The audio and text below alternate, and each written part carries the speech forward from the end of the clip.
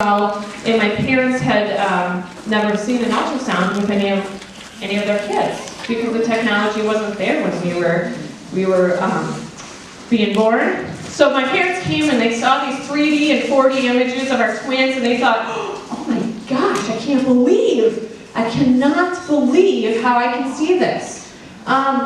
And thankfully in Wisconsin, we passed some laws, and I'm going to talk a little bit about legislation. I am a complete legislative dork, just so you know that. My background's very political, and we need many aspects of the work we do. So I need you guys on the ground, doing the work, talking to your friends and neighbors, but we need to do some legislation. You know, Roe versus Wade, unfortunately, was passed by the Supreme Court, or decided, I shouldn't say passed, decided by the Supreme Court. So what we do is we chip away at that decision. It's not, the ultimate desire of any of us to chip away at something, but we're saving lives doing it. So in Wisconsin, we've been successful in passing over like 30 bills to help protect our unborn children. Sonia's Law is one that I have heard amazing stories. So it allows a woman who's going in for an abortion to actually see her child on an ultrasound. I can't tell you the number of times a woman had gone into an abortion clinic. They do an ultrasound there to see how far along she is, but they never showed these women their babies. They never showed them to them. So now they have that option, and it's just fantastic. We hear stories of women and husbands and wives, leaving these facilities saying, "I saw my baby, and I changed my mind." It's a human being. It's not a blob of tissue. We know that. Of course we know that. We've known that all along. It's not. So we also have protected babies at the moment where they can feel pain.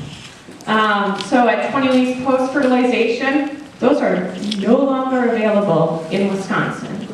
Now, we're going to do more, but I need all of you to do something. And I have to say, over here on this side of the stage, you might not have the friendliest of people in an elected office, but call them and tell them how you feel.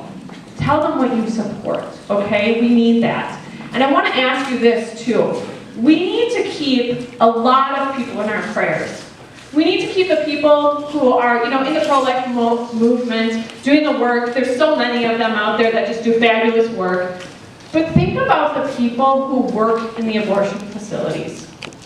All the way from the receptionist up to the abortionist who is performing it. Pray for them. If you pray for them, there could be a change of heart. There could be a change in their minds to favor life.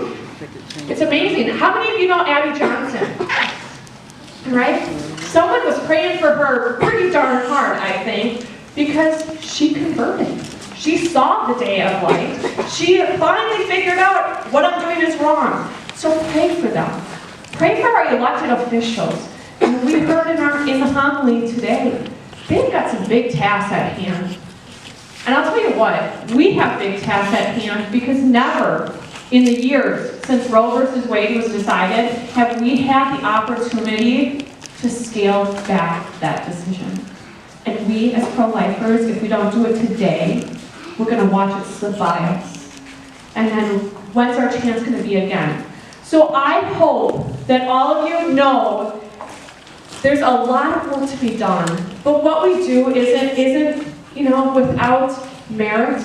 It isn't without rewards, because when we change one heart, one mind at a time, we're saving a life. But we're also saving a mom from the utter despair that she is going to find in her life. These women are sold a false remedy for their situation. They've lost a child, often in a gruesome way. They live for years and years with that pain, that guilt, and we need to be there for them, to pray for them, to help them through their journey. But let's do what we can to ensure more and more women don't experience that. I appreciate all the work that you do. The shrine here is an absolute blessing to us in Wisconsin. Thank you for everyone who helps support the shrine as well and the work they do here. And God bless you for everything that you do for the unborn children.